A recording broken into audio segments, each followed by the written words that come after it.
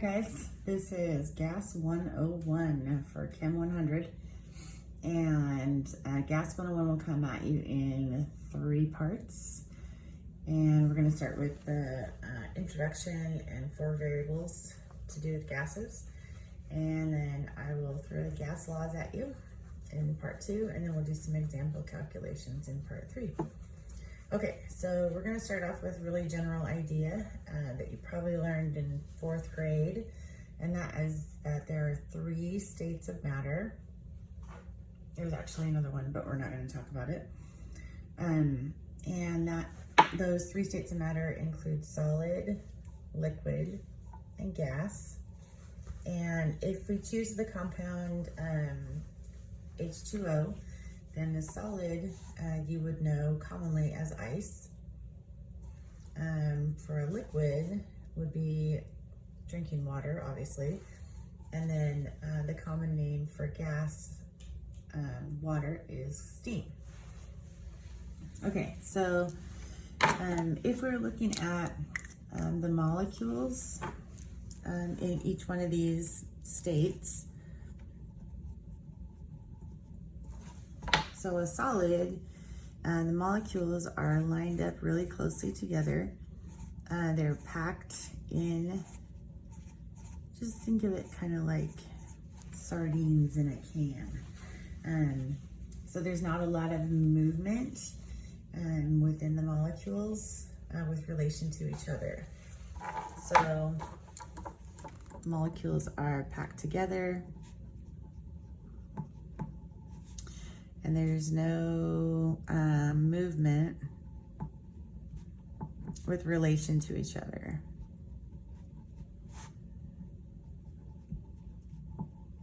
Okay, so kind of like, I think of this state of matter as like people in the military standing at attention or standing in rank. That they're very ordered and they have a little bit of motion where they can blink and breathe, but with relation to each other, they're sitting still. So each one of these would be like an army person. Okay, so in a liquid, the molecules are a little more spread out, not a bunch.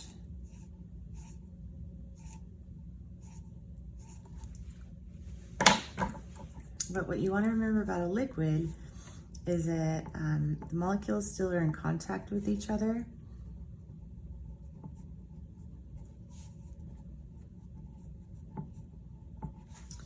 But they can slide past one another.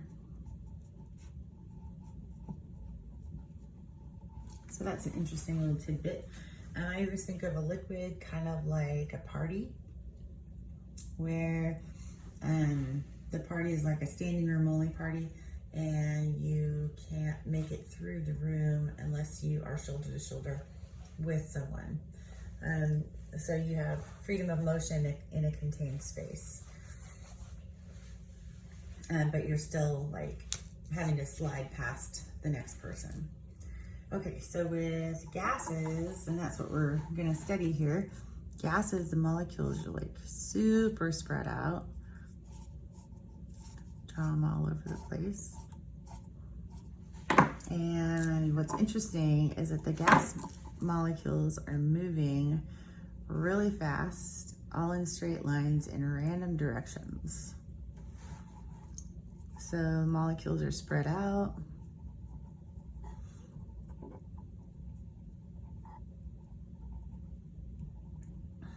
And they move fast in straight lines until they run into something like the wall of the container or another gas molecule, and then they turn around and go the other way. Okay, so we have a solid, liquid, gas, and so this is like military rank.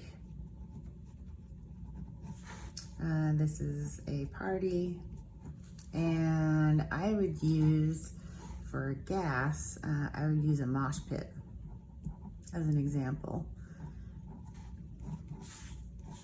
where each one of these people would be like, or each one of these molecules would be like a mosh pit person, and they were just dancing crazily and running into each other.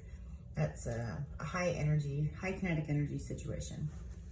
Okay, so our unit that we're going to start into here is looking at gases and the behaviors of gases.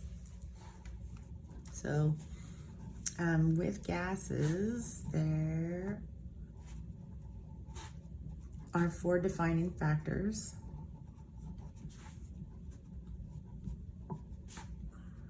In every gas sample. Okay, and so I'm just gonna run through those defining factors. So we're gonna have temperature,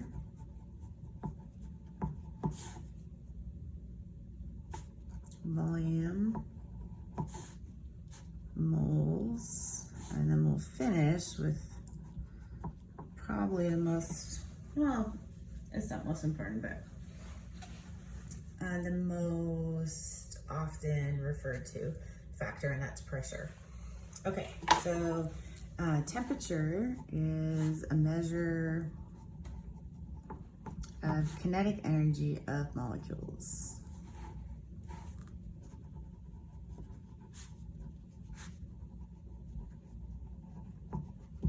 Okay, so as temperature goes up, the speed of the molecules or atoms goes up, which makes sense, right? And what you want to remember with am I still recording? Yes, I am. Okay, so what you want to remember with temperature and gases, we always use the Kelvin scale.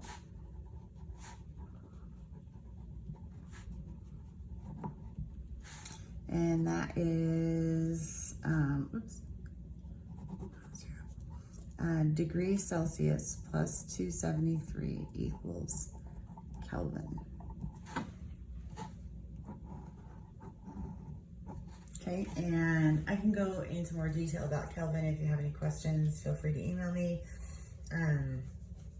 It's also known as the absolute temperature scale.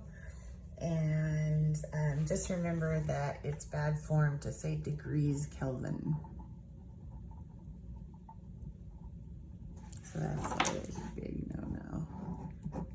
Okay, so if I said 25 degrees Celsius is what in Kelvin, I would just add 273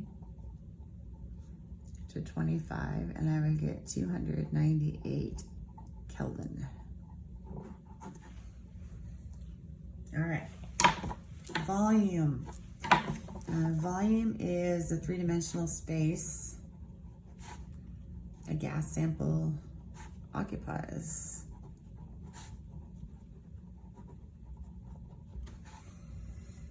And it's most often measured in liters.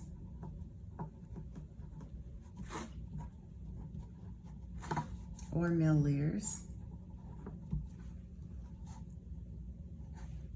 And just keep in mind this equivalence, that 1,000 milliliters is 1 liter. So that's an equivalence that we'll come back to a whole bunch in this unit. Okay, so if I was gonna go back to the mosh pit example here, the temperature would be like, what's the energy of the music? Like how fast are people dancing? The volume would be like, how big is the mosh pit itself? Like space-wise, does it take up like, 400 square feet of space, or does it take up 600 square feet of space? So that would be the volume. And then the moles would be like how many people are dancing in the mosh pit. So moles is a measure of the number of gas particles. Okay.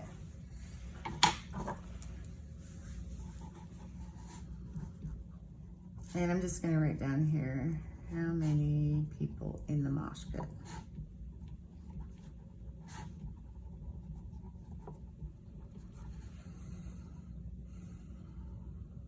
Yeah, okay. And, excuse me, I'm gonna go back and give you the symbols for these. T is temperature, or capital T is temperature. Capital V is volume.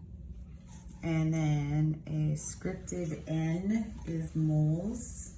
And that's right, N, like Nancy. And N actually stands for number in this case. Okay, and then our last factor is pressure, which we will indicate with a capital P. And pressure is just a measure of force per area that is exerted on the walls of the container by a gas sample.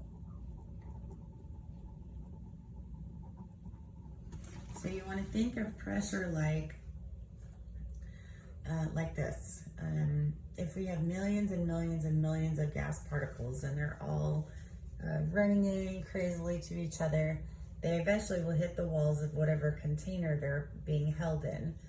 And if each gas molecule runs into the wall of the container, it exerts a small amount of force. Well, those millions of molecules all running into the gas container walls, all different times, exert larger force. So the forces are summative. And if we take that force and divide by the area that it's being exerted upon, that gives us a pressure. Okay, so some important equivalents that you need to know for pressure. So I'll break this down, pressure equivalents. Okay, so we'll have 1 atmosphere is equal to 760 millimeters of mercury, also equal to 760 torr, and that's short for torricelli. You'll also see that that's equal to 14.7 psi, pounds per square inch. Also equal to 101.3 kilopascals. And what else? 101,300 pascals. And so you should be able to convert between these different units. And if you want any background on any of these units, I'm happy to talk to you about those. I'm trying to think if there's anything else. Torr and kilopascals, atmospheres. I think that's it. So you should be able to convert between like atmospheres and torr and PSI and kilopascals, that kind of thing. And I'll show you an example in our part 3. Okay, thanks. This is part 1, signing off.